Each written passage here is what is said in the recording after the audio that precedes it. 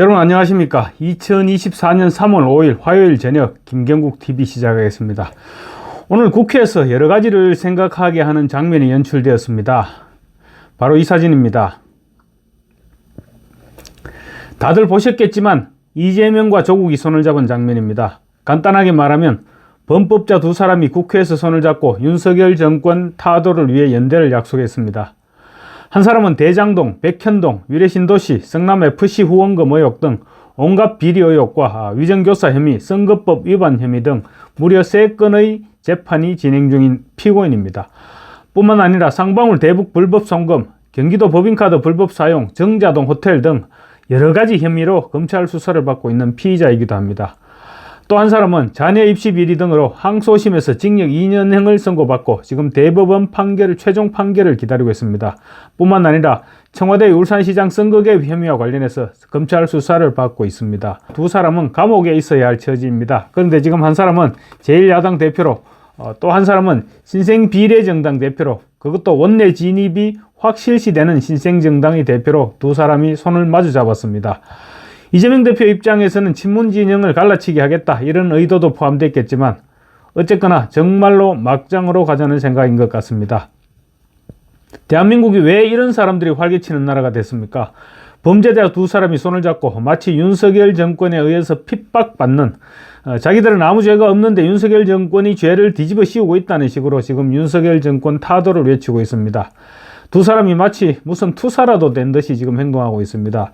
제1야당 대표실에서 손을 잡을 것이 아니라 나란히 손을 잡고 학교에 가야 되는 것이 아니냐 이런 댓글들이 폭주하고 있습니다. 두 사람이 오늘 회동에서 또 언론 인터뷰와 기자회견 등을 통해서 따로 내놓은 말들 가운데는 정말 기절초풍할, 귀를 의심할 정도의 말들로 넘쳐나고 있습니다. 드디어 내로남불의 전성시대가 오는구나 라고 생각할 수 있는, 정말로 이번 총선에서 선택을 잘해야 됐구나, 그러지 않고 이들에게 나라를 넘겨줬다가는 대한민국의 미래가 없어지겠구나 하는 생각을 들게끔 하는 말들로 넘쳐나고 있습니다. 민주당과 조국혁신당이 앞으로 어떤 관계가 될지는 아무도 알지 못합니다. 총선 이후 동지가 될지 경쟁자가 될지 적이 될지 지금으로서는 알 길이 없습니다. 사법 리스크로 총선 이후 어떤 처벌을 받게 될지 모르는 양당 대표의 미래와 똑같은 것이죠. 양당 대표의 미래만 똑같은 게 아닙니다. 조금 아까 제가 말씀드렸던 그 뻔뻔스러움, 안면몰수, 내로남불은 너무나도 흡사합니다. 조 대표는 오늘 대입 기회균 등을 총선 공약으로 내놓았습니다. 자녀 입시 비리 등의 혐의로 2심에서까지 징역 2년의 실형을 선고받은 사람이 내놓은 공약입니다. 여러분 믿겨집니까?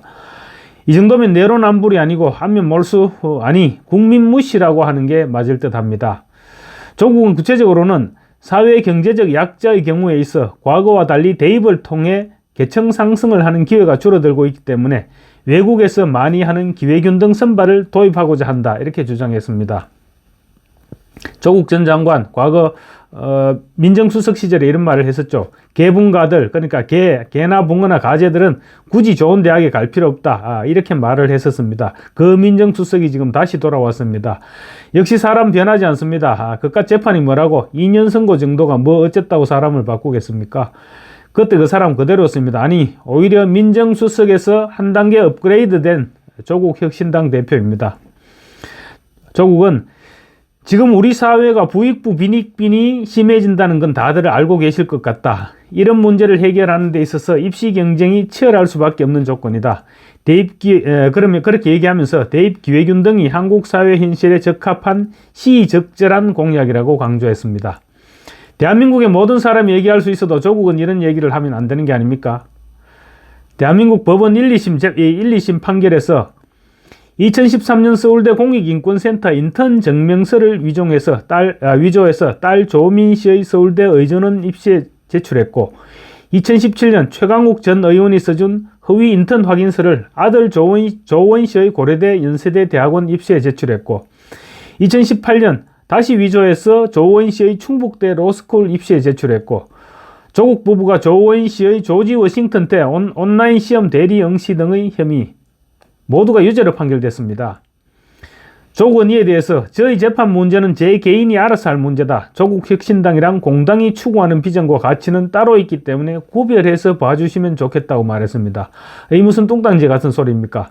자칭 공당의 대표라는 사람이 자신의 자식은 입시 비리로 입학을 시켜놓고 비전과 가치를 따로 구별해서 봐달라는 것은 도대체 무슨 말입니까? 머리 나쁜 사람들, 도저히 이해할 수 없는 얘기들입니다. 아니, 대한민국에 누가 이 말을 이해할 수 있겠습니까? 입시란 누군가가 붙으면 누군가가 떨어져야 하는 구조입니다. 조국 일가의 이 같은 행동으로 누군가가 피해를 입었다는 것은 명백한 사실입니다. 그런데도 이런 뻔뻔스러운 공약을 아무렇지도 않게 내놓을 수 있는 사람이 바로 조국입니다. 이런 조국 신당을 비례정당으로 지지하겠다는 사람이 무려 21%나 된다는 사실은 더 놀라운 사실입니다. 온라인상에서 네티즌들도 조국의 뻔뻔함에 치를 떨고 있습니다. 네티즌들은 내로남불의 끝판왕, 마치 이재명이 음주운전 검사 사칭 방지법을 만들겠다는 꼴이다. 낯짝이 두꺼워도 정말 너무 두껍다. 따뜻한 아이스 아메리카노 시키는 꼴이다. 조민 때문에 의대 못 간 피해자 한 명의 인생은 어쩔 거냐, 이런 비난글이 폭주하고 있습니다. 다음은 이재명 대표입니다. 이 대표도 오늘 대낮에 백주대로에서 온 시민들이 지켜보고 있는 가운데 적반하장의 극치를 보여줬습니다. 민주당 공천에 대해 여당뿐만 아니라 야당 내부에서도 원로들의 반발이 극심해지고 있습니다. 그런데 마치 딴 세상에서 온 사람 같은 그런 주장으로 일관했습니다. 오늘 서울 롯데백화점 영등포점 앞 광장에서 기자회견을 가졌습니다. 그 자리에서 이렇게 얘기했습니다. 민주당의 정당한, 투명한, 공정한 공천에 대해서 왜곡되고 조작되고 허구의 정보들이 마구 넘쳐날지라도 그 속에서 진실을 꼭 가려봐 주길 바랍니다. 이렇게 외쳤습니다. 그러면서 이번 공천 과정에서 저의 가까운 세력을 구축하려 했고 구축했다, 또 구축했다, 이렇게 헛소문을 퍼뜨리고 있다. 지금 사천을 했느니 무슨 첫건 공천을 했느니 하는데 여러분이 직접 한번 지적해 보시라. 내 첫건 중 공천 받은 이가 누가 있느냐고 목소리를 높였습니다. 경쟁자가 없어서 단수 공천을 받았거나 워낙 비교가 안 될 정도로 차이가 많이 나서 단수 추천한 경우는 있지만 오히려 이재명 첫건이다, 이재명과 가깝다는 이유로 불이익 받고 컷오프 당하고 이런 사람들이 훨씬 많았다고 주장했습니다. 민주당 공천 과정에서 터져나왔던 온갖 잡음들을 이 한마디로 정리해버리려고 한 것입니다. 반대 세력들을 정리하고 친명들이 그 자리를 꿰차고 또 자신과 측근들을 변호했던 변호인들을 전면에 내세웠던 것이 모두 다 시스템에 따라서 결정됐다는 주장을 태연스럽게 하고 있는 것입니다. 또 공천 과정에서의 잡음들에 대해서 대통령부터 집권 여당 그리고 중립을 지켜야 할 언론들까지 일부 협잡을 해서 만들고 유포시킨 가짜뉴스라고 이렇게 개념 정리했습니다. 그러면서 국가 권력을 이용해서 불법 선거 운동을 자행하고 있다. 3.15 부정선거와 다를 게 뭐냐, 이렇게 윤석열 대통령을 겨냥하기도 했습니다. 윤 대통령이 최근 지방간담회를 지적한 것으로 보이는데요. 그러면 한번 돌이켜 봅시다. 4년 전으로. 정확하게 4년 전입니다. 문재인 전 대통령 총선을 앞둔 2020년 3월 청와대에서 주재한 3차 비상경제회의에서 이렇게 얘기했습니다. 중산층을 포함한 소득 하위 70% 가구에 대해 4인 가구 기준으로 가구당 100만 원의 긴급 재난지원금을 지급하기로 결정했다고 발표했습니다. 또 총선 전날인 바로 하루 전입니다. 2020년 4월 국무회의에서는 긴급 재난지원금 지급과 관련해서 국회의 2차 추가경정 예산안 심의 통과를 기다리지 말고 지급 대상자들에게 미리 통보해주고 신청을 받으라, 이렇게 지시했습니다. 그런 행동으로 지금 민주당이 180석의 압도적인 원내 제1당이 됐던 것을 진짜 이재명 대표 잊었다는 말일까요? 이 대표는 또 이런 얘기도 했습니다. 민주주의의 기본은 법과 질서를 지키는 것이다. 누군가가 약속된 질서를 어기고 부당한 이익을 얻으면 민주국가가 아니다, 이런 말을 했습니다.